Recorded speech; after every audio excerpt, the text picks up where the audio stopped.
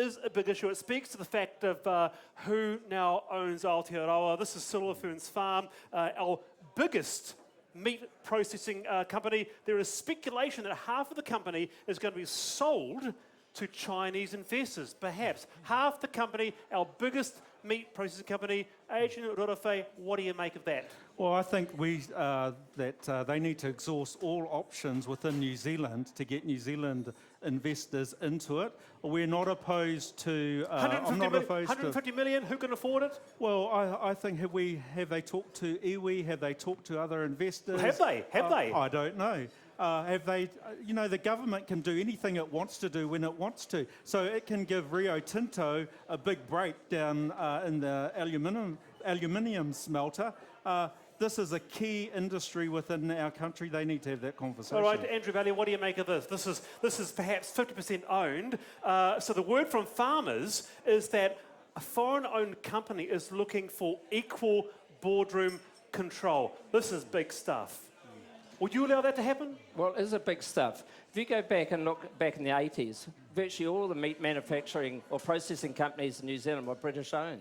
It's only in the last 30 years that have been owned by New Zealanders. During that so stage, you're dismissing this. It's not a big issue for you. During the last 30, 40 years, there's so much money been lost in the New Zealand meat industry, and Silver Fern Farms only represents 25% of the industry. It's in dire straits. It made $1 million profit last year and it's got debt of $288 million. Yeah, but it's still worth about $400 million. You were saying that you're allowing a company to come in, buy it for 100, 150 mil for a 50% stake. It's a good buy for a Chinese investor, isn't it? You really think so? So would you invest $100 million to make a $1 million profit a year? You wouldn't. The reason, we've got to this stage is that if it was a good deal, the farmers would have invested in it. And we don't know whether it's going to go to foreign buyers, but the reason why people are looking at they're going out and trying to find other people is farmers are not prepared to step up and put money into it. That's a good point, Tracy. That is a very good point. It's a really interesting argument, isn't it? Because what he's saying is it's not a good investment, but the Chinese think it's a good investment because they're prepared to come and actually pay $150 million for it. So the argument doesn't stack up.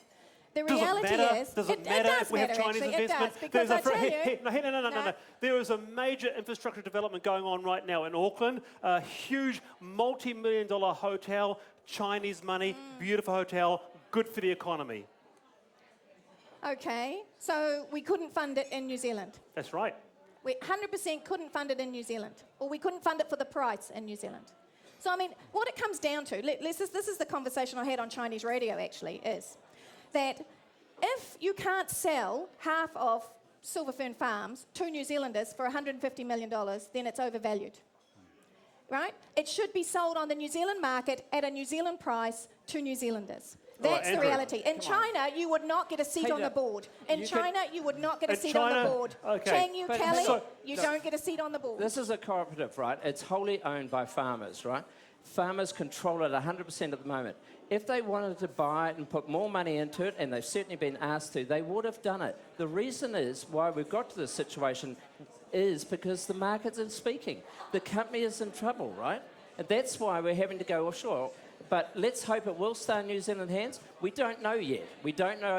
And even if it did get sold offshore to a party, they've got to go through that rigorous OIO approval process. Does it matter, Adrian, before I go to the audience, does it really matter who owns it? Is it a strategic asset? I mean, we have, as I was saying, Chinese investment or other investment and other major projects. Does it really matter? Well, it matters now because it's 100% New Zealand owned, and people and New Zealanders would want it to stay that way. It's a key part of an industry for New Zealand, and I think ordinary New Zealanders would like to see, just like the asset sales, right? So they had the asset sale and they said they'd have a priority of selling those assets to New Zealanders. What's changed now? They should have the same standard for this asset. All right, very good.